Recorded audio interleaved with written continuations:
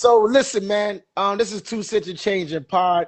We do things a little differently over here. We don't really interview. We're gonna ask the questions, but you're gonna engage in our topics that we got. I meant to send you the topics. So that's my bad on that. Bro, But it's all good. I'm with you. I saw him. I've been keeping up with y'all all day All and right. just trying All right. to, just rock with Yeah. you. So, yes, sir. Sorry, there I we didn't mean to go. interrupt. Yes, sir. You good? You Yeah. good, Mr. Matt? You on the same page? All right. So you know what it is, Yeah. man. Two Cents and Change the podcast where we went through the intros, man. Melly Man, what we got first, baby? I mean, let's get it started off with a little some NFL, man. It was an interesting week, man. Of course I'm disappointed, man, because my Ravens dropped the damn ball. We had a chance to really take sole possession of first place in the division, and we lost to the Bengals. And the Steelers lost, and we couldn't take advantage of that. But Mac, what's your football team? Ah man, I knew it was going there. So if you see, I got my cowboy stuff back there. Okay. Listen, I'm talking Vinny Testaverde, Quincy Carter day, like right off of that Aikman era. That's when I got kind of slid in there, and I've been rocking ever since. So I don't want to, I had to throw them names out there. If you know Quincy Carter, you from Yeah. way back. So that's my team, but. I'm from Oakland, so I've Okay. been, here in the Bay, the Raiders always been prominent. The Niners doing their thing. I've been to a lot of their games, but I always been a Dallas Cowboy fan. So that's the long short answer. My bad. Mr. Now you Mac. I good. see you. My bad. Mr. Mac, I liked you up until that point, sir. We was on the same page, same wavelength. We was on the wave out on the surfboard together. As soon as Yeah, you said Cowboys, I wiped out. yeah. I saw it. I wiped out. I wiped out. But hey, listen, man. Shout out to my man Mike. My man Mike was the one that made me hate a lot of Cowboys fans because he just had this certain bravado about Cowboys lore that happened in the 80s and 90s that's not going on right now. So not to Yeah. dive too deep into it, No, but I feel you. Yeah. yeah, yeah. I feel you. So yesterday I did a live shout out to Carrington Explains It.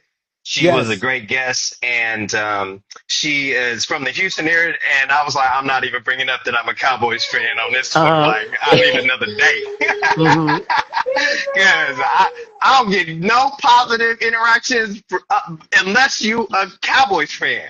And it ain't like that everywhere else. Like if somebody like, yo, I'm a Raiders fan, people be like, all right, Cowboys hmm Yeah. fan. It's just international hate sometimes, but I don't know, Yeah. man. The way it's been going, we won't have to. I ain't gonna keep on talking about them. Now, because the funny thing is, I live out near the Philly area, so them Eagles fans is ridiculous, and they hate y'all. They hate y'all. So, what I mean? When y'all Yeah. beat them, woo, they was upset. They was upset. But I'm a Ravens fan, so I don't really get attacked. But them Eagles fans is vicious. They hmm are vicious. They Yeah, vicious. yeah, yeah, I want to shout out the Patriots though, man. They beat my Yes. Giants. They the first team to 11 wins this year. They are having an Yeah. incredible bounce back season. Post Belichick, post Brady era. They looks Yeah. like they swag back. Shout out to Verbal. I pronounce Verbal, right? Verbal. Their head coach got that team playing crazy. Shout out to the Patriots, man. I like the Patriots. Yeah. How they look at my man Stephon Diggs, say, you know what? The injuries ain't gonna hold me back. I'm gonna still do my thing. Shout out to the Patriots too. Who would you take, Michael Strahan or Miles Garrett? Oh, Miles Garrett, by far, by Okay, far. Yeah, okay, yeah. That wasn't even a debatable question. That was quick. okay. Bam, Is it bam. that Miles sack that Garrett. sack that sack record is pretty much gonna be a done deal. Pretty Yeah, Yeah. much. yeah. I mean, you Yeah. see that man, and he is a behemoth of a man. Like he's a created NFL player. Like, look at his build. It's crazy. Too bad they losing, but Oh, shout out to Shador, man. He looked a little bit better. I mean, he played against the 49ers. He looked a little bit Yo, better this week. listen, yeah, yes, sir. So I watched that game because we got to hear in the Bay. Mm-hmm. Shout out to the Browns. Shout out for that wildcat play to get that extra 2 point conversion too, man. Mm-hmm. Like a couple of weeks ago, I was like, man, let me just pull up some of the stuff on the Wildcat because I remember on Madden, the Wildcat was a cheat code, Vic Yep. was a cheat code, Yep. Yo, yeah. and Moss was a cheat code. It was Yep. Yes. Yep. Yeah. we done. And for them to pull that out, I was like, okay, that's what's up. So, they obviously didn't get the W, but, honor to where honors due. Yeah, absolutely, absolutely, man. And I'm thinking now is going to be. I mean, even though they lost, but you can't. It looked like a good loss, if Yeah. you can say that, Yeah, right? They yeah, I know what you lost. mean. You played against the 49ers, but at least Shador Sanders is getting the reps that he need to get with the first team, and he's looking more and more comfortable into his own. So shout out to Shador, man. I just, all the stuff that came with him, and all the negativity that came with him. He's going out there and he just want to play football. He can't help it. He's Deion's son. Can't help that. He was born into this world as Deion's son, and that kind of gave him a negative light per se because of how Deion presented him to the world. But shout out to Shador, man. Keep thriving, man. It's gonna be hard for them to put Gabriel back in there after, what Shador is how he's progressing as a quarterback. So we're gonna see when Gabriel is healthy what they're gonna do. Yeah, for sure. But yeah, shout out to week 13 on the books. Yeah, interesting week in the NFL. And then we also got some more interesting news with Usyk saying he wants to fight Wilder, man. I was shocked that I guess it wasn't about just defending all of the belts. He's like, yo, I want those names. I still want to get to these guys. So that was surprising for me, that he's like, that's who he wants. Mm-hmm. That's pretty big. I mean, because Wilder has lost some fights. I know he won 1, 2, but the stock has dropped. The stock has dropped tremendously. Usyk, I mean, I think that if Tyson Fury would have won one of those fights, he would have been more like, let's do the trilogy. But the fact that he won both, I think that's why it's like, nah, let me get Wilder or somebody else. Because, I mean, and I agree. You do the trilogy, it's like if it's controversial, like when Pacquiao and Marquez fought all them fights, it was like, it was controversial. Hasn't really been controversy. He won the first 2 fights. So a third one would really be benefiting Tyson Fury. You know, you go to the court, you play 1-on-1, and you win all the games, and they're like, yo, let's keep playing. It's like, nah. So I understand why the trilogy wasn't like, okay, let me do that. So salute to him. I mean, what's your take on it? Go ahead, Mr. Matt. Man, I'll say, man, sometimes you got to go for it. Because I'm telling y'all, just to give a little bit about my background and just a small bit as an agent, that was the whole thing. I said, well, let me just go straight to the top. What a top play, and I don't know, maybe it'll work out, maybe it won't, but sometimes you got to do that. So I respect Wilder for that. And, he said he likes southpaws, and he said he a one-hitter quitter. So I'm interested to see how that's going to play out. But the fact that he did it, man, more power to you, bro. I tell athletes all the time, man, like, you got to go for it. Now, going for it means you got to put in the work, but you got to go for it. Yeah. For me, my 2 cents, I'm not interested in this fight, right? Because it's like, Usyk beat Fury twice. Fury already showed that Wilder is he's not a shell of himself, everybody known him for that powerful right hand. He made him look washed. Wilder last fight he fought, he looked completely washed. There's no interest in this fight. There's nothing that's going to get people like, oh my gosh. Granted, Wilder got 44 fights, Usyk got 24. So the fight disparity is in favor of Wilder, but Usyk is the champ. And why would the champ give somebody like Wilder, who hasn't really won nothing notable in the past 5 years, a chance at titles? It just doesn't make any sense to me. And that just shows you how weak the heavyweight division is. When you got the champ, it's like, fight. Yeah. Everybody challenging him. You know what I'm saying? That's I don't like that. I don't like that fight. I just don't. I don't care if it happens, yeah. But it's nothing that's going to be like, oh, I want to watch that fight. Nah. I get But that. I you understand gonna that. watch it though? Yeah, I'm gonna watch it. I'm gonna watch it. You know you can watch it. You know you can watch it. You know you can watch it. You know that. You know I that. You I know ain't gonna that. front. If I'm gonna stream that shit, I'm gonna talk my shit. Yeah. Then after, when the cameras is off, Netflix stream, I'm gonna watch it. I just keep I it can funky. see it in your soul. I was like, all right, Yeah, you gonna you watch watching that. it. Yeah, yeah, yeah, Because it was yeah. almost too smooth. You like, yeah, maybe I do well, maybe I won't. You was too smooth. You be catching on, Mr. Mac. Okay. Y'all family. You know what I'm saying? We family. Yeah, Okay, yeah, Bay. I yeah. see you, the Bay Area. Yeah, and the next one, this is where I'm like, yeah, probably could pick your brain a little bit too. Like, over the past couple years, the NIL has become, a thing.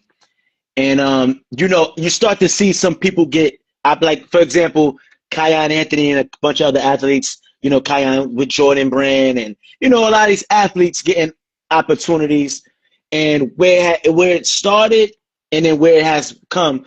And I was watching something. It was a documentary on YouTube, and it was with the guy who now coaches the Gauchos, who got in trouble for giving players money, and they had him. Basically, he was a big part in Aiton going to Arizona, and he coached Kimber Walker, before he made it to the UConn and all that when it's breakout. So, and seeing like how he got in trouble and all of that, and then seeing how NIL, and all that stuff. So, with you being an agent, I know this is something that you could really dive into, and like, do you think that, like, as far as NIL, like, will it continue to grow? Is it good? Is it bad in your opinion? Like, let me hear your take on this.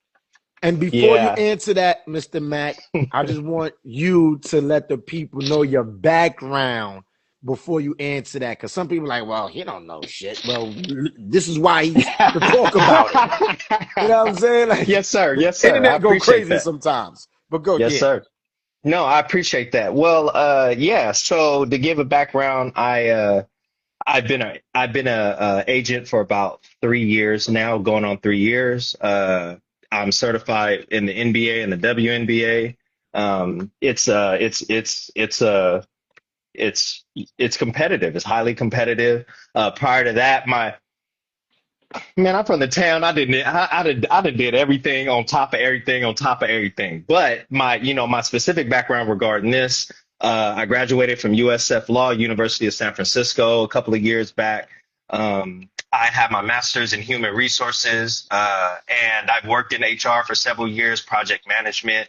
And that's where I wanted to tilt over. I was never an athlete. Unfortunately, I peaked at maybe about 12, and then after that, it was rap. But I always loved sports. I always loved sports, and I knew when I wanted to find my niche in sports, I knew I could talk and I knew I could negotiate and work with people on that front. So that's the kind of background on that. Mm-hmm. With regards to NIL, a couple of things you asked there, so I'll try to break this down piece by piece. I think NIL is good. Like I said, I don't have a sports background, so when I was in high school, I was actually working. My first job was at the library. I was 15. My second job was at Macy's. I was 16. Being an adult, not getting paid to do something just blow. That just is. I get that there's certain circumstances where people don't get paid, but I was 15 and I wanted to get money, and I had options, right? Like I had the streets or I had, the library. So I was like, well, let me just go to the library. So I think NIL is good overall because now players have the ability to have some financial security. And I don't care what anyone says. When you know that you can have something to eat and your family's okay, you can perform better. Now, is everyone going to perform better? I don't.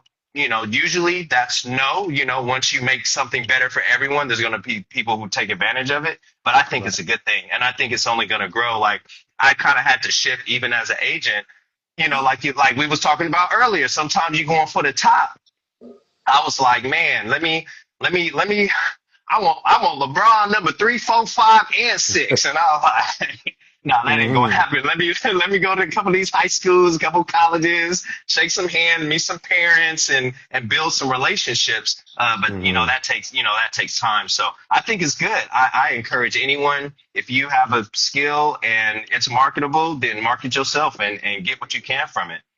Now, I got a quick question with the nil, right? Now, so for people that don't know nil, that's your name, image, and likeness. So some people are like, what is nil? Right? So that's what that is, right? So, like, how does it benefit, like, say, for instance, if I let's take a LeBron James, for instance, right? If that was a thing during that time, right? So you got LeBron James and he's getting paid off his name, image, and likeness compared to a guy that's just on a team. He made the team, but he's not going to get no playing time. Like, what's the disparity between a LeBron James caliber type of player versus somebody who's really name, image, and likeness is not going to sell nothing? How does that work? That's a great question. The hierarchy is real and it's there no matter what. So you got your top tier players who people are throwing everything at, and then you have those on the, it's sort of similar to how they fill out sometimes rosters, right? You get your all-star, that's what, well, let me be careful in saying this. Because TikTok Yeah. love they love to get people. Yeah, yeah. So let me be careful in saying this, but we've seen where you have some really star marquee players, and then you fill the rest of your roster out, and everybody's not going to make the same salary. NIL is the exact same way. They're Mm, just figuring it out because there's the different levels in college, but it's the same thing. okay. All right. And I think it's a good thing, right? Because you got these universities that make millions of dollars off these ticket prices, off these guys' jerseys, merchandise, and all of that. And you looking and you a star player and you the one that's responsible for bringing all these people in here and they make your name, money off your name, your likeness, and all of that. So it's like, why can't I get a piece of the pie? Right. And it was a stat that showed which in case it played with Shador, where his nil earnings was more than his actual NFL earnings, but it's a good thing because it's like, yo, if Right. I'm carrying his name on my back and y'all making money off the Shador Sanders name, run me my money, and if Right. you a guy that's on my team and you ain't making the money, I probably throw you $1. Like, yeah, hold up. Right. You know what I'm saying? Right. Right. Right. I mean, I probably autograph it. I will autograph $1. And then, yeah, there you go. Frame that bad boy. Yeah, Yeah, yeah. for sure. Yeah, I agree. I agree with y'all. And I think like what also ties into this is like one of our other topics is about the WNBA players and their pay. And how and like my thing with that with the WNBA with the Caitlin Clarks and Angel Reese's and the popularity increasing, I just think that it's almost like you know the product is not the same level as NBA. So you can't expect to get paid the same. It's not the same type of money that's being made in WNBA, NBA. So I feel like they want more pay in certain things, but it's like y'all still a growing league, and that has to be understood. A lot of barriers and things that the NBA went through in order to get to it, because people forget Magic Johnson signed like a 20-year contract for like 10 million. Mm, Magic Johnson. mm, Like, mm, mm. it wasn't, he wasn't get even Michael, he didn't get the big money until the last 3 years on Right. Right. Chicago. He Yeah. was getting pennies on the dollar. So it's like NBA came a long way. And that's with marquee guys. So I feel like now, like, okay, the league started and they just expect all the money. It's like, whoa. And I think like because I be watching a bunch of documentaries, and that's part of the same reason why some of the WNBA teams got cut, like the Comets. They're a storied franchise, but wasn't the money and look, they don't exist no more. They got the first 4 championships. Mhm. They don't not around no more. And Right. that speaks to like the money in so I just feel like y'all deserve certain, more than what y'all been receiving. But y'all Mhm. can't expect to be getting them LeBron and Steph Curry dollars when y'all ain't got no Steph Curry and LeBron's over there. Mhm. Y'all still growing. Sometimes you just gotta do too much too early and mess up everything. But Right. I felt like this was perfect tying into the NIL. It's not the NIL, but it's like kind of similar. So what's y'all 2 cents on that? Mr. Mac. No, I'll let you. I was gonna let you hit on this one too, because you look like you got something juicy over there too. I mean, we got to look at it, right? And cause we had a discussion before we was talking about it. Shout out my man A Murrow. He may be chiming on a little later, but it's like when you look at the WNBA product. Let's keep it a buck. Like a lot of them girls aren't good. Like I'm just honest. They're not good.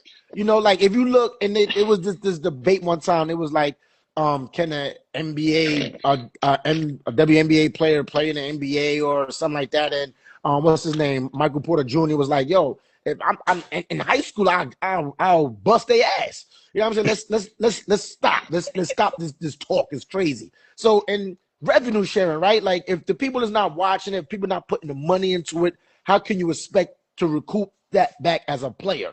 Nobody's not buying your jerseys. If nobody is not coming to the games and spending money, it doesn't make sense. So you know what you call it. Andrew was like, I want to get paid like an NBA player. Is impossible. Is nowhere. The revenue is not even nowhere near. The NBA is still keeping y'all afloat. How you gonna get NBA money and the NBA is still keeping y'all afloat? Once you be able to break off the NBA pay scale and NBA don't put no more dollars into y'all, then y'all can start talking. Until then, I digress. I hear you. No, that's real talk, and I appreciate this discussion. I always try to listen to other people's perspectives, and because that helps me learn better and learn more. Because this is the world. This is the world we live in. I think both of you brought up some great points, and I think one of the main points was how NIL is kind of bridging that gap. Because now what NIL does is says if you are popular as a person, then we can cash you out. It doesn't say, necessarily as a team. So the way that I've looked at the comparison, and it is a lot of gray area. I think all of it is basketball. I think the sport of the NBA and the WNBA are their individual versions of basketball. I think a coach in the NBA is just as good of a coach who could be in the WNBA, and vice versa. I think it's all there.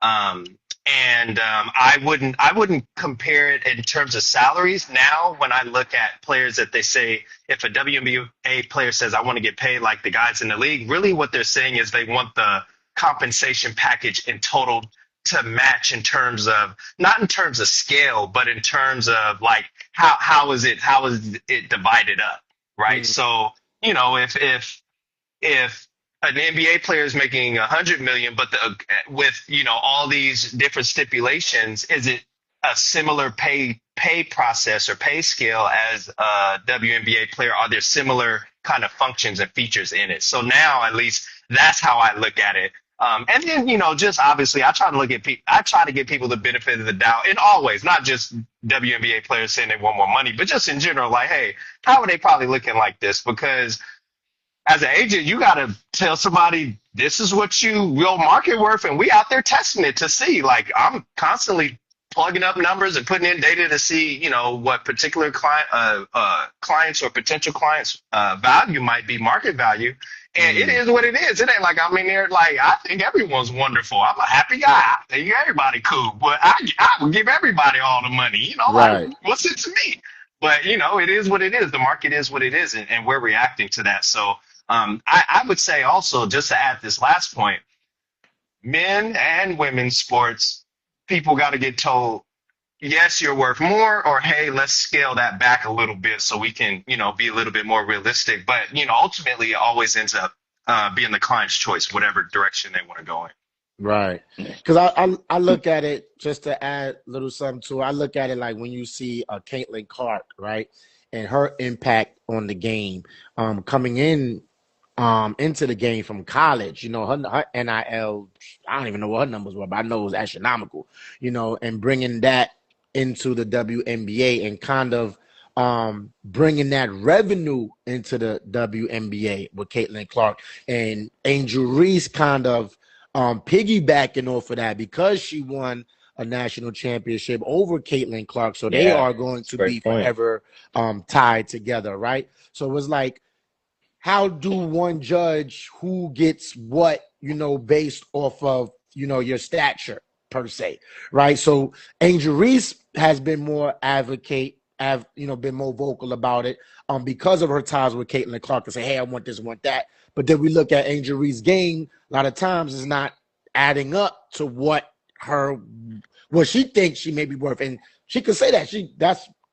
If you worth that, you feel that, go ahead, do it. But are you worth what you think you are compared to a Caitlin Clark? So I just look at that, when you bring it back around and her saying, I want to get paid like NBA players, to your point, Mr. Mack, is like, what is your game doing? What is your game doing to warrant you getting a certain amount of money and people to pay to watch you play Reese, just making a comparison, or people comparing or paying to watch Caitlin Clark? Because as we had seen when Caitlin Clark was this season starting off, ratings through the roof. She went down, ticket prices went down, everybody was like, watching it. Right. So it's like, I think if we get more players that brings excitement to the game, that's going to bring the revenue up. That's going to bring the excitement up. That's going to, ultimately bring more people to watch the game, to say, yo, I'm going to watch the WNBA over the NBA today. So it just needs more. Shout out to Juju, because Juju coming, and we just posted this other girl. I forgot her name. I just posted her. Big girl. What, 47? Yeah. 45 banger. Bring her in. I will pay to watch her ass. Yeah, I know her NIL is looking crazy right now. She's giving people 40. Easy. Yeah. I'm sorry I forgot your name, girl, but toast to you. But yeah, man, that's just my 2 cents on it, man. I think the WNBA, they got a few years to go. A few more star players would really get into where they need to be. And I want to add this too. Like, as long as the WNBA has been around, even when I was working in Dick's Sporting Goods some years ago, and being in a bunch of stores, I've never walked into a store and saw a WNBA jersey. I was in Dick's Sporting Goods out the other day, Caitlin Clark jerseys. I was shocked. I was like, yo, and she was the only player. They had all the Philadelphia sports and all the other stuff. Then New York, home of the NBA store, for years, you couldn't even go in there and get a WNBA jersey. That says something. When I went for the book signing for Allen Iverson, that was October, was it 5th, whatever? Like in October, they had a bunch of WNBA stuff, and it being like different players and stuff. But it's just like, to your point, you need and there's another thing. Aja Wilson got a shoe. Sabrina got a shoe. Del Don, she don't play no more, but she had a shoe. Stewie got a shoe. A lot of different girls got shoes and stuff. Yep. But it's like, we need, more players is going to help make the game bigger. Like, y'all want more pay, but it's like y'all going in the right direction. Because it can't just be everything's riding on Caitlin Clark and stuff like that. And that's a lot with a lot of these other established players. People, they got to be real. She came along and changed everything for them. So it's like, you need more stars to help make the league grow. So, and I want to add this little nibit in here as far as stats is concerned. So, NBA players receive roughly 49 to 51% of the league's basketball-related income, whereas WNBA players currently receive around 9 to 10% of the league's revenue. So, to your point, Mr. Mack, is like, it's not how much they're getting paid, is how much we're getting of the pot that's being put out there. It's like, we want to get, if NBA players are getting 49, 51% of the league's revenue, why can't the WNBA players get 46% of, the league's revenue? So, I mean, there's a lot of things that can be said about that. So we'll see. That's a good point. Yeah, for sure. To slide in one more thought on that, just one more last thought, because I think you guys are bringing up some great points. This is where my HR background kick in. Every employee asks for more money. It ain't just, and I'm not saying they're an employee in a condescending way. I'm just saying everybody asks for more money. And not every company is profitable at a certain point, but that don't stop employees from asking for money. So, now, because it's, a topic is we on the NBA, but I mean, and I've been across industries, finance, retail. Everybody asks for more money, and it's just, that's a society that we live in. So, I tell players, yeah, hey, it's nothing wrong with asking. Right. The only thing they can say is no. No. What they say, you miss 100% of the shots. You don't. Yeah. Take your shot. Yeah, for sure.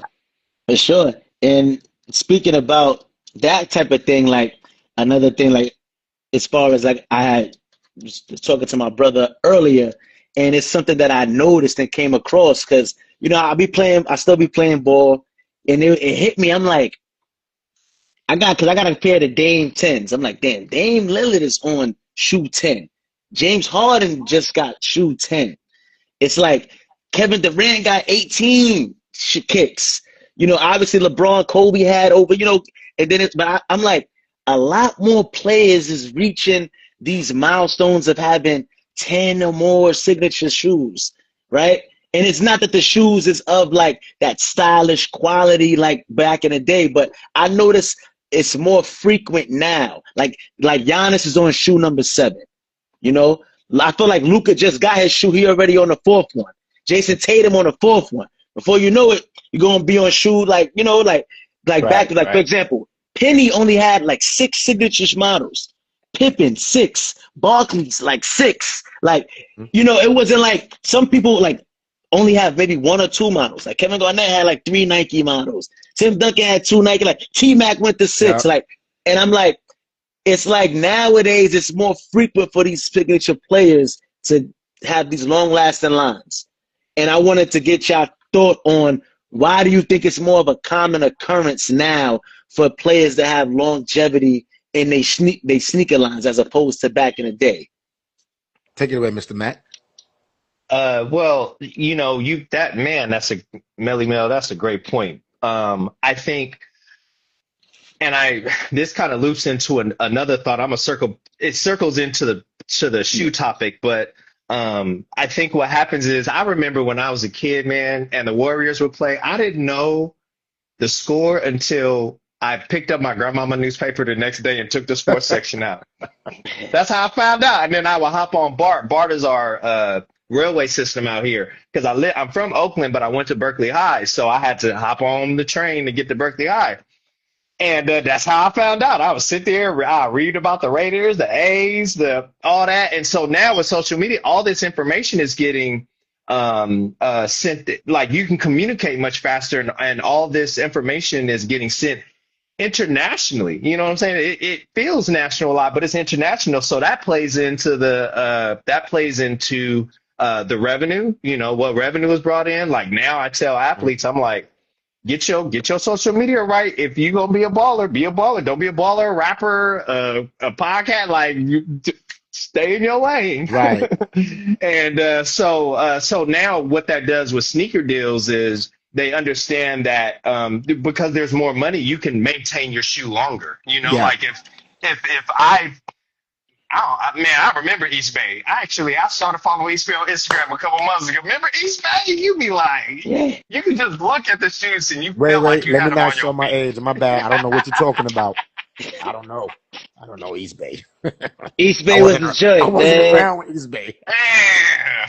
And then remember when they started doing colorways of shoes, so you could get, you see about the Pippins, it was about 10 colorways. I was like, ooh, I ain't getting near one of them. Mr. I had Matt no showing money to his get none of them. age. Crazy. I was like, yeah, I'm a triple OG, my bad, It's because I can't grow this. That's what it is. I've been working on it, but,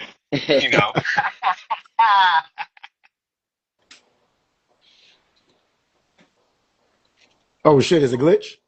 I'm good. That's all I have to say. Yeah, nah. I thought it was for a second, but I'm like, nah, he moving. I'm like, hold on. I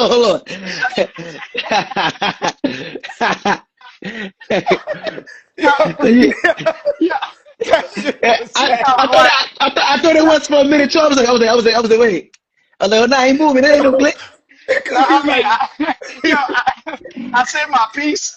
Sarah, you just kind of put me there, and I had to take it. I'm like, hey. I was supposed to jump in, right? Yeah, you supposed to jump in, bro. You missed the cue. That was my cue. And I'm sitting there like, is he done? Is he done? We sitting there looking at each other on the screen like, is he done? Yeah. I'm the type of person too. Like, if I'm done, I got my piece, and I want to hear. That was a classic moment right there. Like that. Yo. But now I'm gonna jump in, right? So Yeah, but wait, before you do that, I was looking at y'all too, like, are what are we are doing? they gonna save me? What are we doing? This Man, I was like, yo, y'all gonna save me or no? I said I'm taking y'all lead. Because I was quiet, because I already spoke, so I'm quiet. I'm quiet, like, all right, That was a Kevin Hart moment. Oh, wait. So what happened was when I said you had walked away for a second. And I said, "Hey, I'm gonna take y'all lead." So you didn't know that. So then when you came back, it was like, "All right, we did already talked about that." So I was like, "Hey, I'm quiet." Yeah. So you. Oh, I'm gonna clip that shit. I'm like, yo, me too. If I can, with permission. No, that was great. absolutely. Right, of course. Oh man, nah, but the piggyback Much off that, respect. what you had said, man, is like I'm looking at it, right? So James Harden, he signed with his Adidas deal because that's, to your point, man, we had 10 sneaker. He signed a 13-year, $200 million deal with Adidas in 2015. So, and to your point, Mr. Mack, it was like now that the revenue was so high with sneakers, they are able to offer these guys lifetime contracts. These, like, hey, James Harden got a 13-year, 15-year deal, and these are the deals that they're signing now. So because they're signing these deals, they're able to go extended lengths of time in their sneakers. So James Harden got he signed a 13-year. This is what his 10th sneaker. So by terms, he got 3 more sneakers, to put out. And it's because the sneaker game, if you look at it now, back then it was more stylish back then, right? So it's like, yeah, we went to the stores, to the East Bays, going out to the stores to buy them, and it was like a style thing. I think now more so why sneakers and the revenue is at where it's at now is because of honestly because of Mike and the retros and how all these retro sneakers he coming out with, and then by Mike continuously they put out these retros. All these other players that have all these past sneakers are jumping into the retros, and now you got the Gen Zs like, oh, those shit was hard. And on top of their favorite players, the John Morants, these guys, Steph Curry, whoever your favorite player is, Kyrie, or whoever your favorite player is. And on top of that, you got the retros. Now you got the Gen Zs coming in and buy sneakers. So it's like, boom. Sneakers saw a peak hike. They was like, Right. Stock X was killing them. All these people was putting them back on, reselling them for crazy amounts of money, and people were buying them. So it's like, I think that's why these athletes are getting these enormous amount of deals, because of the revenue the sneaker games is bringing in. So it's like, yeah, I can give James Harden a 13-year, $20 million contract. They're going to make way more than that, off the sneakers alone. So, that's why that extended length to try to answer that question. That's where you see these a lot of guys getting these 10, 12, like, goddamn.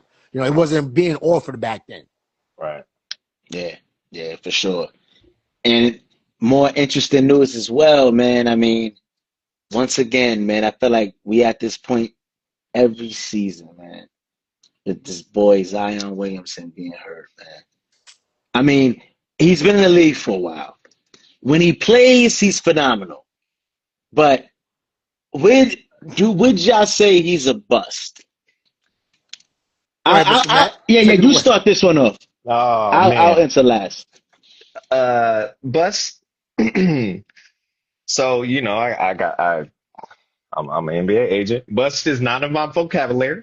I do not use the word bust at all. And actually, I mean, I think Jalen Rose says something about this. Is at this point, you're talking about the top 1% of the top 1% of the top 1%, and it's really hard. It's really hard to get there. And well, I thought when I became an agent that it get easier to find talent, but it's hard, man, because I mean, when the numbers, right? You're talking what, 450 roster spots on the NBA, and then now with G League, technically you have those roster spots, but whatever it is less than 1,000.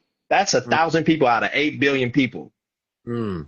Yeah. The people who are not that, so then you take, like, let's say with college, let's say you take 20,000 just altogether, and I'm just throwing numbers out there. And then Europe, okay, let's say there's 1 million great basketball players on the planet. That's still out of 8 billion people. That's crazy. So that's the reasoning behind why I'm careful to say bust. But I'm open to anyone else's dialogue. I know other people see things differently, and that's okay. I'm here to hear it. So the other thing about that is, man, your athletic career is so short, especially as a pro. And some people just designed it like running backs are just, it is what it is, right? Like Emmitt Smith's longevity was like amazing because that doesn't happen. And when Adrian Peterson came back from that injury, it was crazy because it never happened, right? Because they got hard miles. And so the way Zion is, it's just him overall, his style. This is, just my opinion. He plays a tough game of basketball that is not, I won't say it like, I'm not challenging his dexterity. I'm just saying it's probably easier to shoot a 3-pointer than it is to get in the paint and bust, to having to, let me be careful to to play the post. I'll say that. To play the post is probably a little bit more rougher than if you are out and you have to shoot. Now, somebody might say, no, it's just as tough. No, that's not just as tough. I think with Zion, obviously his weight played a huge factor in it, because when you are somebody that, he was like weighing like 230 or something like that, and a high jumper, they even alluded to it, like all that weight, you jumping and coming down on your knees and stuff, that is a lot of weight. So that's why they was advocating him, you got to lose weight, because you young and you athletic, but that's going to eventually catch up to you, wear and tear your body. So I think for Zion and what he's going throughout his career was really the weight issue and the style of play that he played above the rim, which over time wears and tears on that body. So to call him a bust, I saw that out there. I mean, I wouldn't say bust. I would say didn't live up to expectations. Because a bust is like a Greg Oden to me. That's a bust. That's a bust to me. Greg Oden is a bust, or what's his name, Kwame Brown, bust. That's a bust to me. I think Zion is on the cusp. He's a cusp bust. Can I say that? A cusp bust. He's a cusp bust. That's my phrase of the day. Zion Williamson, a cusp bust. I mean, when I say he's a bust, no, because when the man plays, he balls out. I mean, I just think the injuries have hindered him. And I think, like, when we say somebody's a bust, like you said, not living up to potential. And he hasn't lived up to potential from a health standpoint, not because of his game. So I wouldn't classify him as a bust. I would just say he would be one of those people like he would fall into probably the Penny Hardaway, Derrick Rose type realm, because it's like, okay, they haven't been the same. Like, he'll come back, play a little bit, then be out. It's like, so we're getting robbed at Brandon Roy. Like, we're getting robbed of seeing him at his best for a season or duration, for the longevity. So I feel like the way his is happening, it's not like, okay, this horrific one injury and then he just tanked and then he was never the same. He'll start off good and then be out. So bust, I won't call him that, but I just say definitely one of the injury prone stars, like the Pennies and the Brandon Roys and the D Roses of the world. I just think that people don't look at it that way, because it's not like his play just dipped like theirs after this injury and it just dipped. He'll be killing and then get hurt. It might come back, and it's like so. The way it is different as opposed to everybody else, where it was a traumatic this one thing, and then it was never the same. And I think that's why he don't get the proper placement of how it really is, because it's really just injuries hindering him, not him being a bust because he's not performing. And it's a quick add. I mean, you know, he's a two-time All-Star, 20 and 21 and 23. He won an NBA All-Rookie first team selection. And he's also the second fastest player since Michael Jordan to score 2,000 career points. So, you know, those are things not equivalent to being a bust, but just somebody who hasn't lived up to his expectations because he's always hurt and fat. Hurt and fat. He's a cuss bust. Coin that. Yo, that's a new one. I ain't never heard that word before. That's for sure a new one. So yeah, we gotta, you know. But you know, I just one more thought I had on that. I remember a couple of years back, I recently saw Brian Scalabrine on I think he's on Amazon now, and I don't know if y'all remember that challenge back in the day. That he had where he played one-on-one with a college kid, with just an average person who whatever, you know, and one thing he said, I'm closer to LeBron than you are to me. To me, and that's right. I felt so in my mind, and you know, you got to forgive me, I'm on the agent mode. I'm always going to defend the players no matter what. You know, hey, the thing I think is, before I call someone a bust, am I closer to LeBron than I am Scalabrine? And I'm like, nope. I'm like, so that's another reason why I'm like, I'm careful. But I hear both you gentlemen's points on that, and they're valid points. You know, you got valid points there. Mm-hmm. Absolutely, man. Cuss bust. Look at that. I'm about to make a shirt of that. Yeah. You go ahead. Yeah, you patent that. If I patent that, I'll never get another client again for the rest of my life. But y'all for sure can. They be like, yeah, man, McKinley, man, he out there national calling people a bus. A cuss. Like, you want to cuss. Cuss bust. What's next, man? Yeah, speaking of, you know, people who have been performing, the boy Luka, man, I ain't gonna lie, he's dropped his weight. He's dropping 30 like it's nothing. Every time I look, his man has 30. I mean, the Lakers are winning. I mean, in my humble opinion, he looking like the front runner to me, because the boy getting 30 like it's tying a shoelace. It's just easy. Well, Jokic to me is still a front runner. He's averaging a triple-double this year. No, I'm not saying he's not a front runner. I'm not saying he's not a front runner, but last time I checked, the Lakers' record was better than his. I mean, they lost. I think they tied now because Lakers lost yesterday, the other day. So it's not too far. And then you still got Shea. Shea is averaging 30. He don't even play the fourth quarter. Yeah. But I 20 for like the last 93 games. I saw stats. Yeah. I was like, man, that's crazy. I just think Luka, the game looking real easy, man. So it is. I mean, if it's looking easy for Luka, imagine how easy it's looking for Shea. He don't even got to play the fourth quarter. And the second wing best player is not even playing right now. That team is dangerous. So all right, so who do y'all believe is the front runners then? The front runner right now for MVP right now. It got to be, for me, it's Shea right now. Yeah.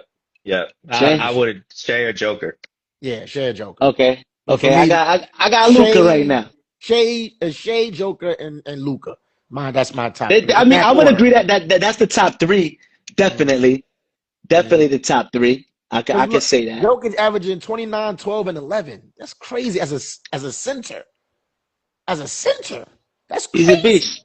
It's crazy. I mean, he's already an all-time high on an all-time list already. Yeah, we're talking about top 25 all-time already right now. Yeah. If he never played again. Right. So, yeah, Jokic is my guy. He's my guy. I ain't mad at it. Yeah, I'm the same. I could go either way. I could go either way with those two. Absolutely. That's fair. That's fair. That was an easy one.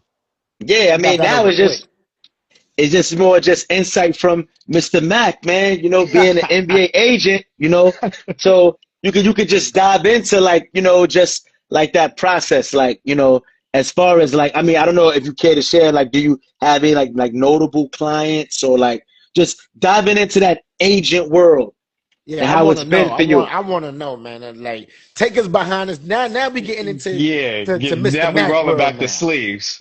Yeah, Yeah. yeah. Yeah, y'all see me pause there for a second.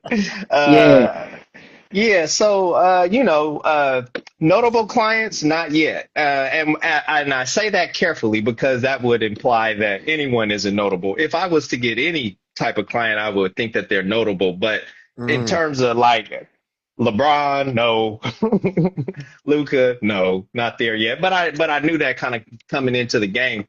um when you're someone who's not connected to the world of sports growing up, it's a different perspective. And so like when you from the gutter, you getting it out the gutter, man, Yeah. it's a whole different pathway that you take. So a Mm-hmm. few years ago when I got my first certification with the NBA, I knew it was going to take a couple years to ramp up because I was like, I'm starting from zero. I remember I was sitting on my couch when I got the notification. I was watching Last Chance U, and I was like, oh yeah, also shout out to Coach Beam's family. I live like one block from Laney College, Okay. where that was going on. So I have not personally met Coach Beam, but I went to Laney myself. Like I'm Oakland forever. So shouts out to the family, and there's a walk tomorrow that I'll be attending too. So y'all could check that out as well. But to get back into it, yeah. So so for me, it's one of those things that you just have to keep investing in and investing in. And now I want to tell y'all like what's happening right now. I got some things going behind the scenes, but I can't. But I'm telling y'all gonna be the first ones. Like I promise I'm coming back and I'll be like, remember I couldn't tell you? Now I can tell you. Mm-hmm. And that's good. I for me, I've taken a different approach where I'm like, look, I'm from the Bay, I'm on a budget. I can't be flying around here. Let me just, be in my space. I got three D1 colleges with Stanford, Cal, and UCSF just right around, within a train ride from me. So, let me just make it work, like whatever it Mm-hmm. takes. So I'm still kind of in that ramp up phase, but I'm telling you, I wish, listen, if y'all, it's, this is great. Hey, listen, man. We got our resident guest, always my man, former NBA player, sharpshooter, A. Murrow in the building. What up, A. Murrow? What's going on, fellas? What's going on, man? Hey, What's Yes, up? hey. What up? What we up, got My man? first we time got I've my been What a up? I've man. been a honorary guest, bro. So I'm honored for that, bro. Absolutely. And Yeah. we got my man, Mr. Mack. He was just diving into the agent world. So it's good that I got you here, Mr. Mack, and I got my man A Murrow here to kind of bring those two things together. Like for you, and having how important it is for you having a great NBA agent. Yeah, I had Wallace Purkis. Shout out to my boy Wallace, man. It was crazy because I didn't know much about that. So like I was undrafted. So a lot of guys that come out early, this Mac, like, those guys kind of know where they're gonna see with ninth, 10th, 11th grade. So with me, it was like a full process. And one thing I will say is like it was so competitive, bro. Like Yeah. the poaching of players that the agents get into is really competitive. People don't really realize that, and I saw it firsthand. You got that contract year, you playing well in your contract year, and all of a sudden you start getting, I don't know, like I say, the other, the Bartlesteins and those guys start coming out of nowhere, out the woodworks, and now it's like a thing of loyalty, or is it, are you gonna go somewhere else and make that decision based off your future? You know what I mean? Because it's your livelihood. So, Mm-hmm. that's with me. I felt like my agent was so solid with me. Mm-hmm. Um, you don't always see eye to eye with your agent, regardless of what anybody says. It's not like 2K, you playing franchise mode. Like it's real life shit going on, man. Like, so I like the fact that, you get to kind of see the ins and outs when you actually in it versus people looking from the outside in. Hmm. I wanna my question for you, Mac, is like you had listed about like athlete development, right? So when you're out there and you looking to say you want to possibly represent an athlete, or regardless if it's NBA, I know in NBA, or if you just out there, you may, oh, this guy's really good in a certain sport. Let me see what I can do. Like, what is the key things that you look for? Say, yo, or that you would say that you would give a young athlete as far as development wise. What are those key things you look for, and advice that you would give somebody like that that's on a cusp, on a come up, like, yo, yeah, let me keep an eye on this person. Lean on your community and do whatever it takes. There was one particular athlete, and I consider myself not the type of agent that I don't have a sports background, so I can't give you the best about being an athlete. Like the way that I've seen it is there's different type of agents. You have agents who maybe have been a player before, and you have insight that I don't have. I like to handle the business. I'm on the business side, but I do understand that sports is a business. So I told one athlete who did not go to college, he had some NBA aspirations and had the potential. And I told him, I said, hey, I think you need to get in front of a shooting machine. I think you need to get your reps in, and that's going to help you regardless of whether or not uh, you want to, whatever happens, if you go overseas or you're here, you're trying to get through the G League, whatever.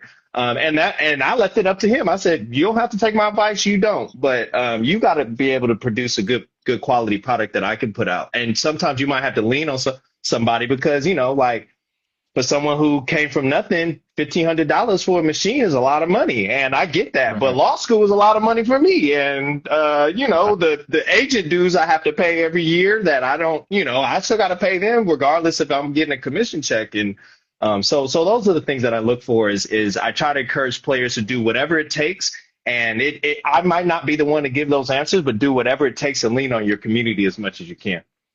Absolutely. Facts.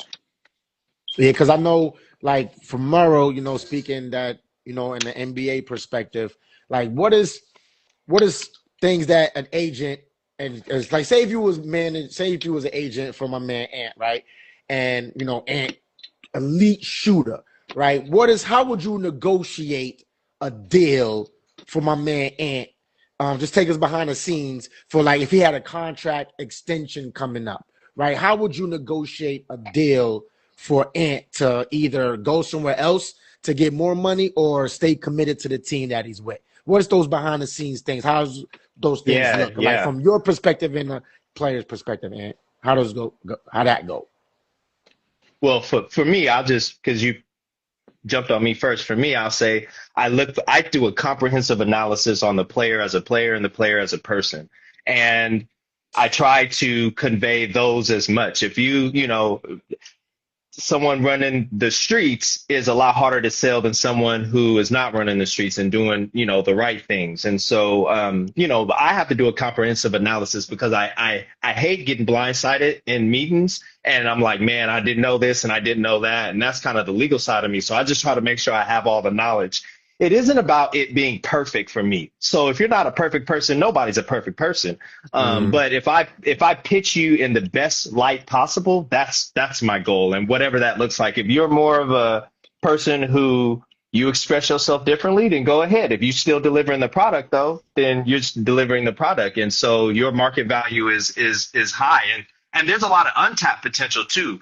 I can't talk about all of the details, but now I'm looking at a few clients that I'm like, yo, you got untapped potential, you got untapped market because I have disadvantages kind of starting out from the Bay here, but there's advantages too because I'm so into the community. Like I could be right here and then I'll be on the block like in a couple of hours, like having to go get Mm-hmm. some Chinese food or something. So those are the things I look Mm-hmm. for. Okay. Now, and like, what's your flip side to that? Like, well, like, say if you had an agent, say per se, Mr. Mack, right, and then he goes out there and he negotiating a deal. I see a lot of NBA guys. They're like, I fired my agent.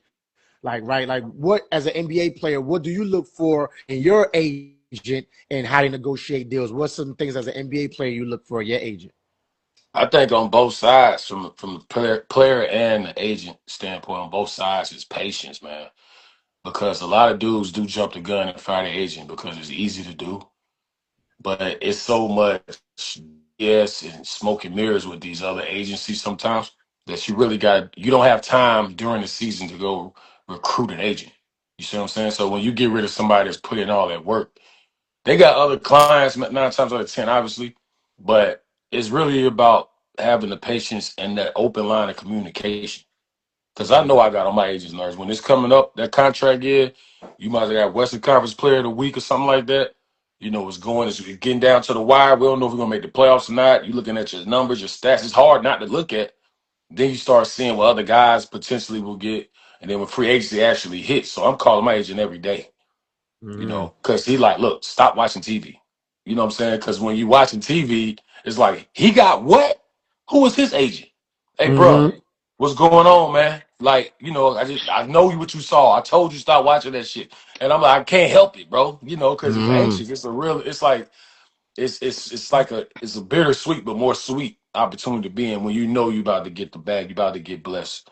You know, Mm-hmm. so it's just one of those situations, man. But my thing is number two, like I said, just patience with the client and patience with your agent and having an open line of communication on both sides when it's because when it come down to the wire, you know, and you sign that piece of paper, it's like already it strengthens your trust in your agent. Mm-hmm. And he has a trust that you go when you get the bag, you're gonna take care of yourself and not go off the rails because you essentially rich now, you know. Right. You know, open my eyes to like agents. And I'll bring this up with Ant a lot of times because he's like a sniper in that fucking game. I be hating you in this game, Ant, when I play against your ass. But Okay. 2015 NBA 2K 2015 when you going through the my career mode and you got the agent. Right, the agents get on his nerves, and you're like, man, you know, I got another deal. Just stay ready. And Yeah. then you know, you gotta play good in order for you to get those certain amount of deals. Like for you, Mr. Mack, like how frustrating, right? We're gonna get to the dark side of it. Like how frustrating is for you to have a client and they're not living up to the potential, and you just like, I'm about to drop this mother. Like what's the frustrating sides of being an agent? Well, you know, that's a really good point that you bring up. And it's good because like you said earlier, how I was showing my age. When you're OG, man, like things just it ain't like it used to be. And it's not that I'm nonchalant. I don't want to come across as it's like not important. I'm probably more dialed into a player and what's going on with them than they probably think because I when I started my agency, I was like, I can just do whatever I want. And if I just want to be honest and straightforward and help people the right way, I can do that and not worry about it. Ain't nobody got to tell me how to run my agency because I tried to apply to some of those other ones and, you know, it just wasn't a good fit. I'm not talking bad about them. They just weren't, you know, it just wasn't a good fit. So it doesn't frustrate me because those are the real things that players are going through. And that's always important to me. For me, I'm like, here's the information for you to make an informed decision. Mm, And you let me know. You know, like sometimes some players they want less to stay closer to home, and that's up to you. You know what I'm saying? It don't personally bother me. Dame Lillard. What? Yeah. So, but what I if I had to say what does frustrates me is if someone doesn't let me give them the information because my sole purpose is to protect you. So I got to give it to you, even if you don't want to hear it. And so if I have to take the blame and maybe I'm an oddball out, so be it. It's all good. No, no hate. Well, for you as an NBA, former NBA player, what frustrated you the most about an agent that you may or may not have? What frustrated you the most? It's because like certain stuff you can't tell. Yeah, you couldn't tell me at certain times because he like, bro, you got to hoop. Like, don't worry about this. Let me do my job. You pay me to do this.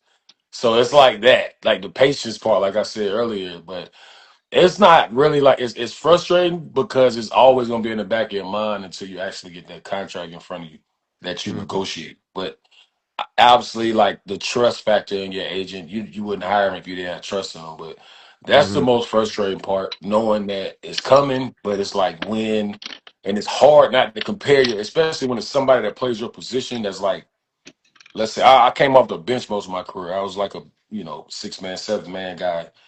So it was like if you see somebody that's a 7 man get a certain amount of money, it's like, hey man, what we doing? You know? Mm-hmm. And then like the days is like this.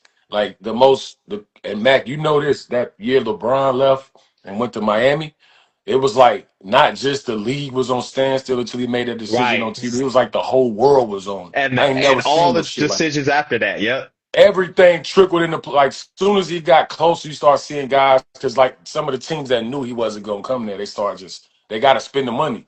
So then you Mhm. see like I saw like a couple guys that signed with Jersey, and I didn't know where I was going, but I'm like, okay, as soon as he made that decision, bro, it was like an avalanche. Like everybody started getting paid, and then like I remember I was in Vegas with few of my homies, and we were watching the decision. And after he made his decision, I went back to the condo and I took a shower, and I remember putting some clothes on. My agent called, and he just started laughing.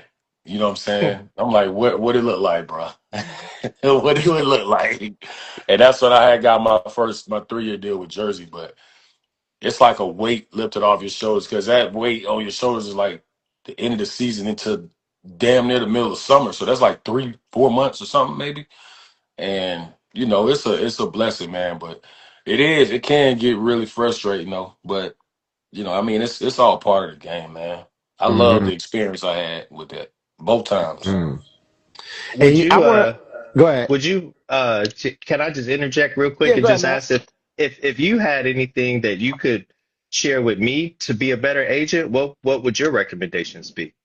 Good question. You kind of hit the nail on the head earlier, bro. Like, I think, and this is something very important that I learned from not only my agent, but a couple other agents, a couple football agents who like really good, solid guys in terms of their job and in terms of them as people. Like, really, and my financial advisor said this too. Uh, Going after guys that you is a character thing. It's not about, oh, he gonna be the number 2 pick in the draft, or I'm gonna make sure I stay by this 15-year-old guy. So, like I see a lot of, you know how that is. You know what I mean? You got a Yep, lot of people yep, that call themselves agents that's really runners, and they going out here selling dreams and shit. You know, so like the real solid guys that I know in those fields is the ones that I know they go after guys that I'm like, hey man, they like, look, we handpicked you.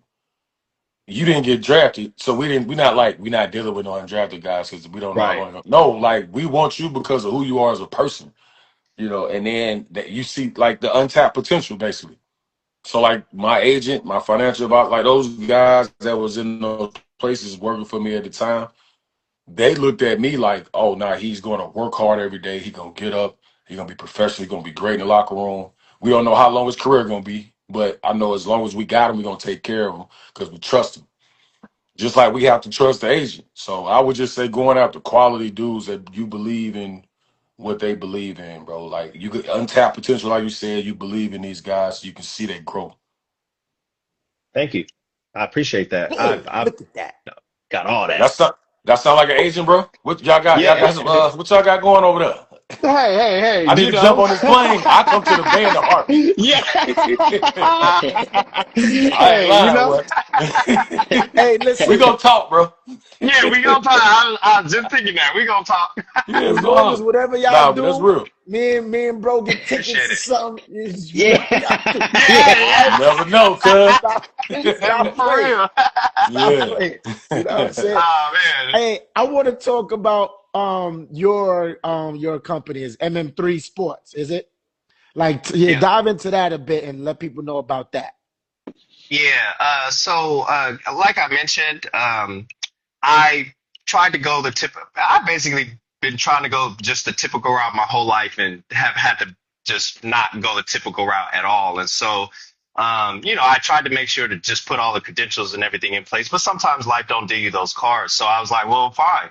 I'll just do it myself. And so Right. MM3 Sports is just my name, McKinley Malbro. I'm the third. So my dad, he's born and raised in Oakland. My mom born and raised in Oakland. My grandmother, she's 101, and she, Bless. yeah, and thank you.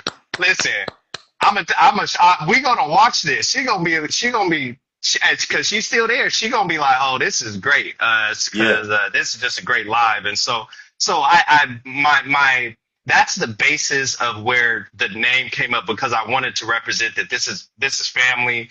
And to be honest, I don't know if I'm gonna make it. Like I'm putting in the work and I'm putting in the You time, gonna and make I'm it, not. bro. Yeah. I appreciate that. It's Manifest not that me shit. trying to be. Definitely. Yeah, thank you. I appreciate that. I appreciate that. Speak it into Um, existence. You got it. yeah, Hmm. yeah. So that's it. It's just a brother from Oakland, who I started this agency. I knew it was gonna take me some time to ramp up. I was like, I don't, I still, well, at the time I still had a 9 to 5, so rent's paid, the dogs fed, the family's good, so I don't have to be so pushy, and I could just be myself. And look for players like y'all were talking about that are good quality. So that that's it. And I'm on the basketball side now, and I'm glad I moved over also to the WNBA side because it gives me another it gives me some untapped potential because a couple of years ago the Valkyrie came here to the Bay, so and they sold out their first couple games. So when we was talking about WNBA earlier, that's how it happens. It just takes some time. So so we'll see, man. I'm happy. I'm excited. I love that I made the transition. I love that you all invited me when y'all reached out. I was like, cool, because I'm in this mode where I'm like, let me just step out and try to meet people and have Right. conversations and constructive conversation and listen and learn. Hmm. That's probably, I think, the biggest thing about me. I probably ask so many questions that I'd be like, people be thinking I'm tripping, but I'm like, Right. Hey, what I want to know, right? Being that you from the Bay, I saw your jersey, got your name on the back of the Golden State Warriors jersey. You got my man Ant here. We always gotta. I now want to get. I'm about to ask you, right? You know I'm about to ask y'all. What? How the hell did you feel when Thunder and them was up on Warriors, and then they came back and won? Like, how, coming from a fan and an agent perspective, like, what's that? How did you feel about that? You got I'm the about to get players out. off, bro. I'm about to get off the lot. Why? Hey, He from the Bay this and was he had the strategic, bro. jersey. I was This was like, yo, strategic. this is I know what you did, bro. this is perfect. he This is going for the he God, going for the hot takes now. That's what he doing. I was like, this is I know perfect. what he's doing, man. I know what you're This is doing. perfect. You're like, yeah, had I to got get my this man banter. McKinley coming on, bro.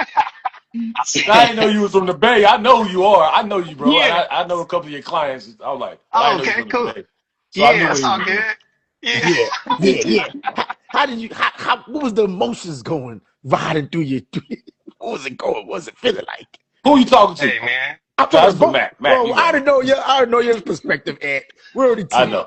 but I know this is you from coming there. from an actual Golden State Warriors Ah, man.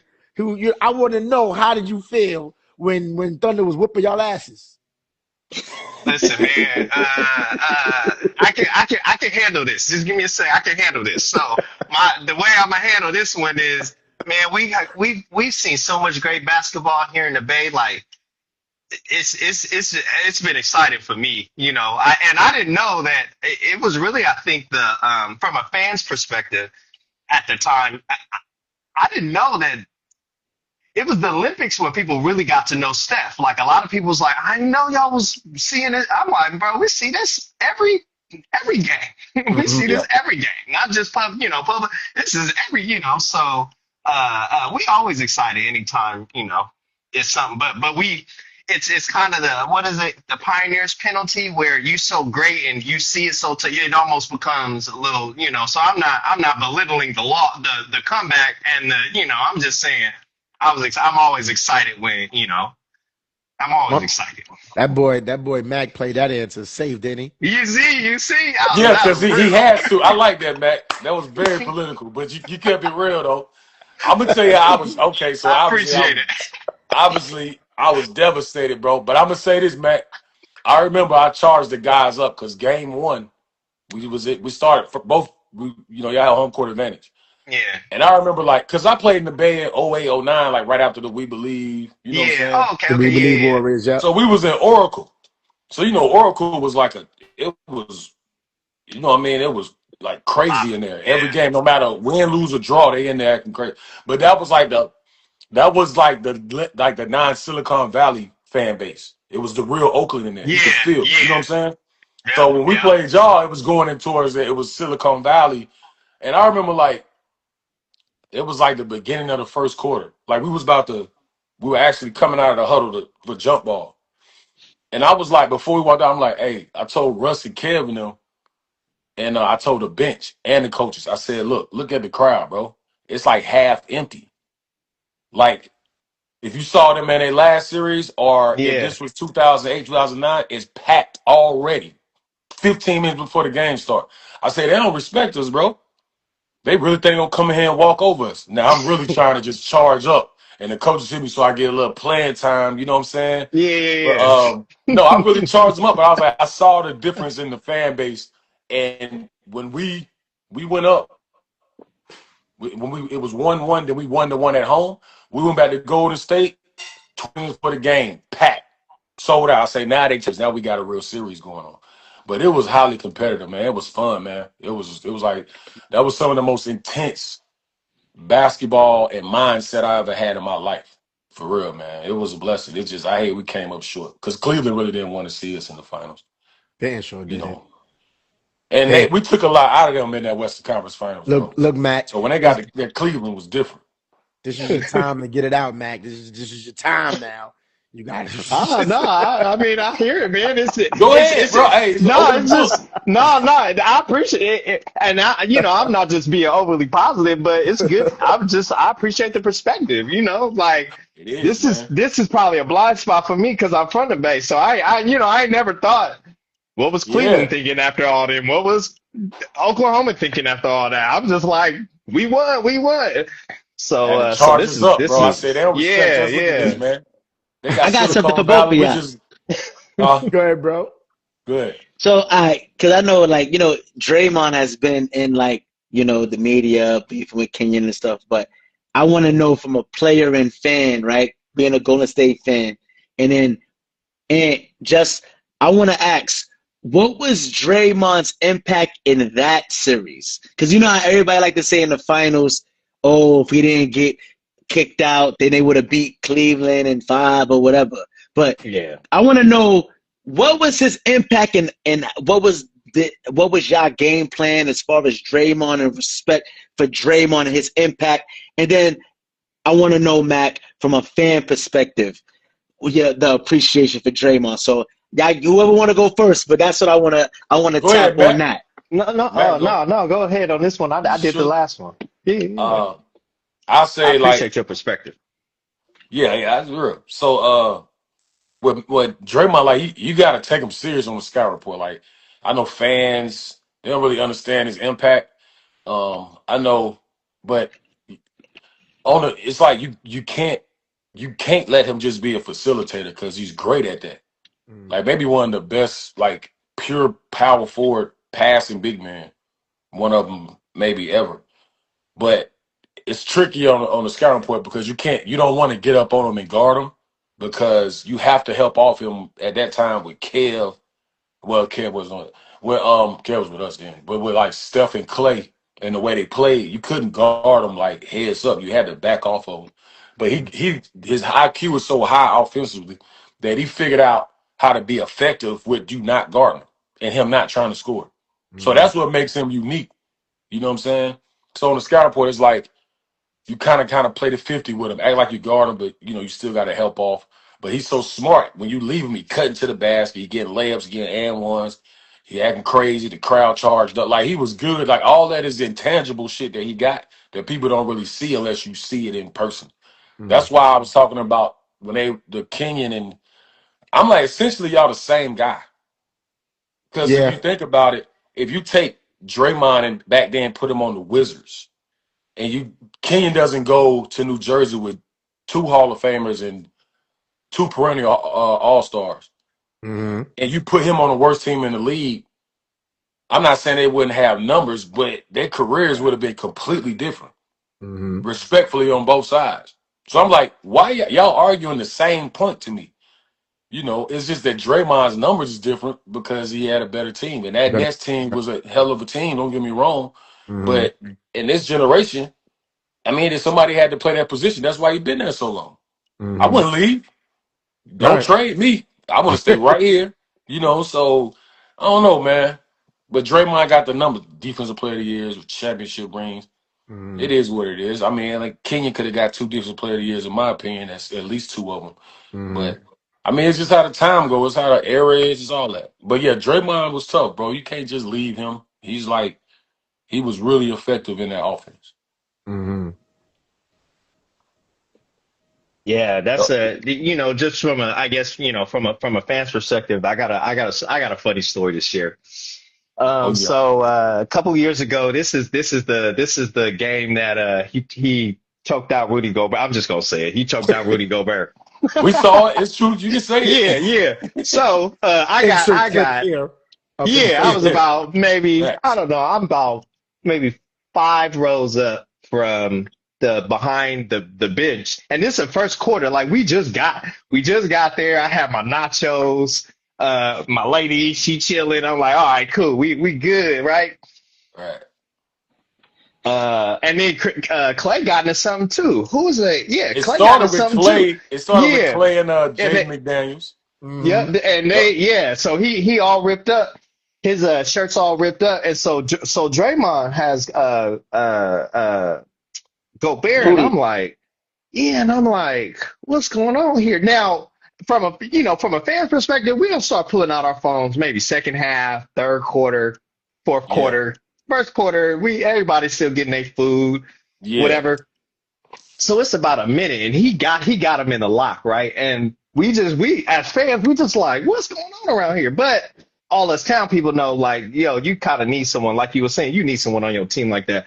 So it's Yeah. about a minute, and I'm like, he still got him. So I'm like, oh, I'll start recording it, and I still got a minute 30 after that. And I said, oh yeah, Yeah. that perfectly illustrates Oakland. Like you need someone on your team like that. The whole community gets it. Like afterwards, we were just like, dang, that's crazy. You want a soda? Right. All right, cool. That's what I'm saying. We'll be back. That's why he's so important to that, man. He's so important because he embodies everything about Oakland. Like you gotta have guys like that. You know what I'm saying? Rodman, Detroit, how they played, Isaiah Thomas. Like you gotta look Mike, Chicago, Magic, LA, like everything. Bird, Celtics, like Draymond is that version for them. Not as Mm-hmm. great as those guys, but you know what I mean. Yeah, You need people yeah. like Yeah, that yeah. embody your city. No, I'm not Right. saying choke people out. I'm just saying the No, no, no. intensity. Disclaimer: do not choke Yeah. people. The funny part is that he ran all the way from the other side. And Yeah. then now them had going on straight to Rudy Gobert. Yeah. Mm-hmm. Rudy Yeah. Gobert was just standing there.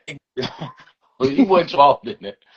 I said, boy, that boy Draymond something else, dog. Shout out to That boy, Draymond, though. yeah, Draymond. Yeah. Shout out. He's the glue at that time with that Yeah, team. They don't win for those sure. chips without Draymond, honestly, because he was the catalyst, the point forward that orchestrated everything. They used to call it the death lineup with him, Clay, Iguodala. Like that, how are you gonna guard that? Is Draymond Yeah. coming up? You got Clay and think hard. Just might as well just wrap that up, folks. I'm gonna get that out of Yeah. here. But one of my final things I want to know, as far as with you, Matt, is who was that? Who commented? Who was that? Oh, somebody got a question. Who was that? Um, Do you feel like he has to be there, given the rest of the team is so cool all the time? That's what I love about Golden State. Always locked in and chill. okay. Who was that? Shout out to Earn. What is it? I can't Earn, even say. Earned earned everyday everyday official. Earn official. everyday official. Yeah. Who gonna Okay. answer that? Well, yeah, both y'all can answer that. Is that a Y'all might question need to or as a clarify statement? that for me. Yeah. Yeah, I I that's a mean, need question or a statement. clarification. I but think they what, I think they're asking do do you they feel feel that, like? with the vibe, like with at the time, I guess, Clay and Steph and Yeah, Jimmy now, like just how laid Or the back the team culture? is, you gotta kinda have that pit bull. And Mm-hmm. that's what Draymond is. He's the yeah, glue. He brings all that together. And I Mm-hmm. mean, Steph is yeah, great. Jimmy's, probably be a Hall of Famer, get one day. But The yeah. vibe, He's yeah, the at okay. it one vibe, day. yeah, that they need that. They need that because he'll hold Yeah, everybody accountable, and you Mm-hmm. for got to have sure, that accountability guy on your roster, for sure, and that's for what sure. he is. He embodies that. Like if you look that up in sports or in business or anything, you know, you need a guy like that on your team. Damn Yeah, sure for sure. do. Yeah. What I wanted to know, what I was going to get to, for you, Mr. Mack, as and agent. I know that I saw something that you said. You like gearing towards clients that are kind of like the the guys that nobody talk about, right? The Um, cusp. the cusp guys. Hey, Ant, I coined the phrase. They're a cusp bus. We talk about Zion Williams and is he a bus? I'm like, he's on a cusp, so he's a cusp bus. Okay. Cusp bus. Don't take my shit, Ant. I'm gonna find you. I know where you live. Okay, you're right here in Charlotte with me. I'll It's find you. fine. So I wanted to know, Mac. I know you say you wanted to, gear towards, but who will be your ultimate person that you would love to represent that's currently playing in the NBA? Who would you want to represent as an agent? That's a really good question. If I had to pick, it would be they gotta be in the NBA right now. Right now. Yeah, so I'd be happy to represent. This is your pitch. Yeah, I'd be happy to represent any player in the NBA because they're really all outstanding gentlemen. But I know Some you know. PR answer right. Yo, Ant, is that not a PR No, answer right I there? like yeah, because he built it up. I was like, oh, he really about to Yeah. say somebody. He went straight politics on y'all, man. That's crazy. Smart brother. You smart You brother. gotta be. I mean, yeah, I understand though. I understand that You because you gotta don't want to say shoot that. yourself in the foot. Yeah. Right. I like I that, knew Mac. I knew it was gonna be about. I know you're gonna have about. He had about 4-5 bangers today. I knew he was gonna have about 4-5 bangers, but that was the Yeah. ultimate one. But I'm ready. I took notes and everything. I'm ready. He slick, bro. You gotta watch, bro. Yeah. I didn't want to He's warn him. slick. I didn't want to warn him, and I just, I had him in the chamber. You did. You Yeah, did. he almost had you. Notice that. Because I thought Almost. about it I too. thought he took the bait for a second. I was like, oh, I'm about to answer that. He was like, Yeah. ooh, I might, you know what? Anybody. Yeah, I like that, bro. I like that. But you know Yeah, what though? I'm glad that like things like this come together because, like, my man Aaron alluded to is like, yo, he want to get in contact with you, afterwards and bring that together. It's just dope. Like, I love to see things like this that happen because, like, we was talking about earlier about your network, right? Like, I always say, like, your network increases your net worth, right? You never know who you could run into, what you may say may inspire somebody, what you may do may inspire somebody to do that. Being an agent, I'm glad that you came on, Mr. Matt, because this is something that people don't normally talk about. We talk about Right. sports and all that, but we don't talk about the agent side or the behind the scenes side. So you appreciated us for coming on. We appreciate you for accepting. Because you didn't have definitely. to do it. You could have been like, nah, Yeah, I ain't doing this shit. You know what I'm saying? So, Oh man, never. appreciate you tenfold, and then having my man Ant here, lights out and shit, been in there. So Yeah. to ask him that question, Yeah. you know what I mean? To get some advice for you, like, yo, that was dope. I love that you asked that question, because that's not gonna only better you and what you do. That's gonna give you more insight. Like, okay, this is coming from a player that been in a Right. trip, that been in the league. I want to know what to look for. You know what I'm saying? So yeah, that's extremely dope, man. This is I love this. I love this here. I just had yeah, to say that, get all sentimental on you guys. I love that. Yeah, I appreciate it. yeah, man. No, it's dope though, man. You don't see too many agents doing like interviews. You see some Yeah. Yeah, of them, like, Mm-hmm. yeah. but I mean, I think especially now in the podcast world, like that's probably one of the best ways to Mm-hmm. get out there, get your brand out there, and it Mm-hmm. kind of makes you look personable. You know what I'm saying? So it's like Mm-hmm. I know as a player, I like the fact that me and my agent had the type of friendship we had, in relationship because it was a tangible thing. It's not Mm-hmm. like an agency I might see twice a year. I know Yeah. you're working for me because I'm around you, but podcasts and sports shows, I think that's a great avenue, Mm-hmm. just for like marketing yourself and your company. Right. And my final question to you guys, 'cause I don't want Instagram to cut us off. This is for you, Matt. Like, What is your goals for 2026? Like, it's crazy. This year is freaking pretty much Yeah. over. It's crazy how fast this Yeah. shit went. It's Yeah. incredible.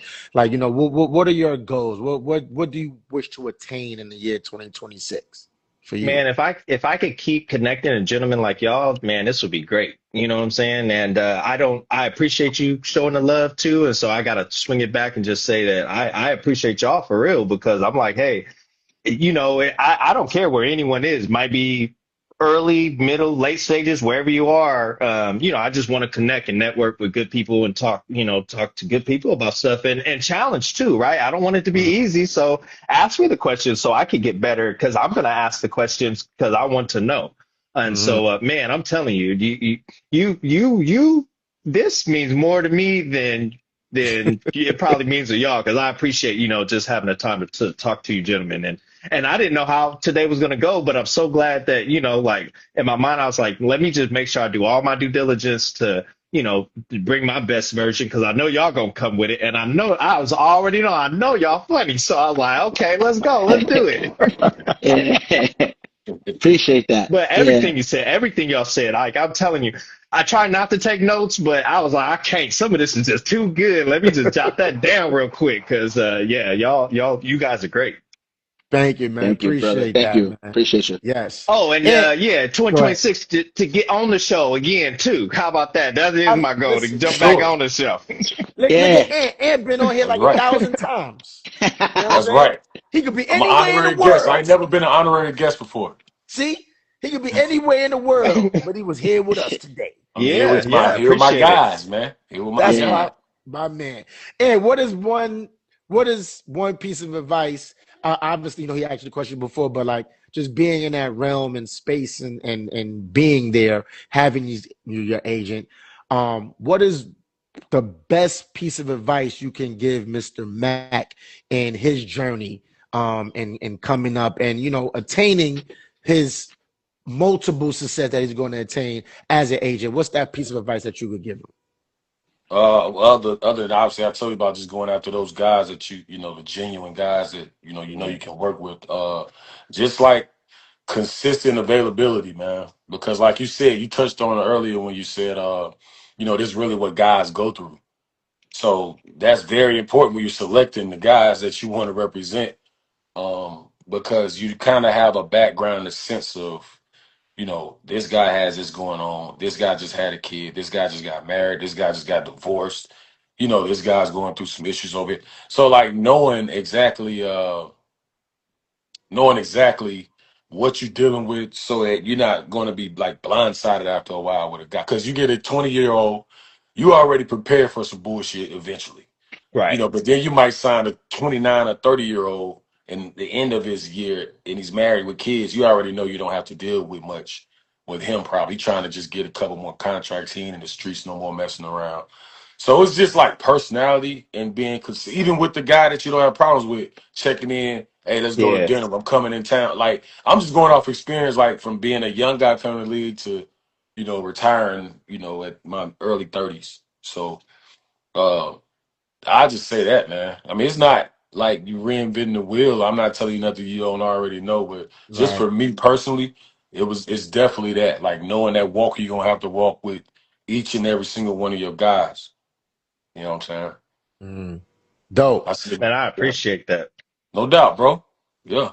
This may be, 'cause I forgot that it just popped in my head. Like, I forgot the question. Like, what is an agent's like standard cut from like any contract? What is the standard cut? Uh, like 3 to 4% is the what's in the CBA. Yeah, I'm Okay. about to say, I'm like, I know, right, man? Yeah, I know. Yeah, Right, yeah. right, right, right, No, right. I I'm see. I messing with see. you. So I'm messing with you. It on was over the there like, I'm messing with you, Hold, girl. Oh like, hold no. on now. Them the questions got to get asked off the rip. Hey, what you get? What yeah, It's you like for yeah, me, for them, it was at the time. It was like it's like between 2 and 4. They can't go over 4. yeah, yeah, who can't go exactly. over four? Yeah. Shit. God damn. Well, I mean, you gotta understand what these That's on the contracts looking like. yeah, yeah, When Matt get the and that's dude in just there, the they get contract. that 275 million. You know what I'm saying? That's a different 2 to 4%. That's a different Almost 2 to 4. You know what I'm Yeah, saying? You gotta yeah, think like that, bro. I'm just Yeah. saying. Yeah, yeah, That yeah, yeah. that is a different 2 to 4%, right? When Mills is on the table, man, it's crazy. But yo, man, listen, man, I want to give a round of applause, man. Yo, Shout out my Yeah. man, Take shout out your my man, time, guys, Mr. man. Mac. Yes. Hey, Yes, what man. episode was this, bro? You know I don't be remembering big 34. numbers. 34. 34. The Barkley 34 Yes. strong. episode, the CB. Yes. Hey, CB We gotta do episode. Ah. something special for 40th, man. Oh yeah. Shit. Yo, you Oh know, yeah. we should do Think that. about it. I don't know shit. What the fuck we We might gonna have to do, go bro? to the studio. We yeah, Like, we gotta plan we that gotta do out. something. Yeah, We gotta bro. do something, bro. But We Yeah. have a remember, live if audience or something. wherever you Yeah. set 40, 50 gonna have to hit harder than that. Yeah, 50 Cause got to be it's Right. crazy. We might have to be on the boat for that one. Yeah. Come on, bro. I'm in All right, rare let me form Yeah. right now. Write this stuff Yeah. down. Write it down. Yeah. You see the book. I got the book. My book is here. You should be You know, jotting stuff down right now. I got my book. You see my Yeah, book, I look. be ready. I'm let just me go saying, through the bro. let me go through Sky's the the limit. finance log. Finance the law. finest log. Boat. Boat. Oh, crazy, bro. Shit, Yeah. the budget boat. We figured Shit it out. out right now. We figured it out, baby. Hey man, but one more time, man. Mr. Mac, let them know where they can find you on all social media platforms, man. Let them know just what's next. Just let the people know, man, because they want to know. They want to Yeah, know. yeah, for sure, man. My name is sometimes it's Agent McKinley Malbro I. But if you just put MM3 Sports, I done already started working the algorithm. So just put MM3 Sports and something Right. will come up around me. And I'm always, man. I try to be available, and I'm trying to step out. So I do, man. I appreciate this so much, man. And you got my man, and his contact list is crazy. Like when he was on Yeah. our show on the No Advisor, like, yo, who's the most famous person in your contact? Man, this nigga said Nas. I'm like, call him right now. I got questions to ask this motherfucker. It was though, but it was an old number though. But it was. I'm like, But, it was but I'm just not. saying, in terms of Yeah. like, just having that network, man. Hopefully I could get together and and get something done, and get my man Aunt Merrill number and the exchange, and Yeah. Give and him my number, bro. Give all him my right, number. Yeah. Yes. Yep. I want 5%. Okay. You going over the? You going over? You already illegal. I gotta You already divide illegal. that. I gotta Look me and at my us, brother man. gotta Look at him, split Matt. that. That's crazy. That's what I'm saying, man. I'm like, come on. Hey, Gotta but split you know that, what?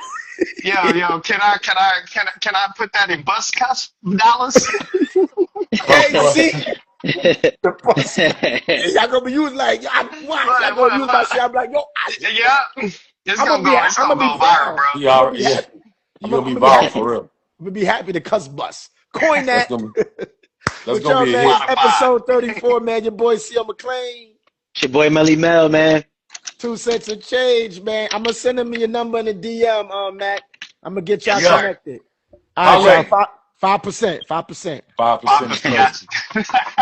You gonna Hey, God bless negotiate, bro. y'all. All right, right, fellas. y'all. It was a pleasure. Peace. Always. Peace. Peace.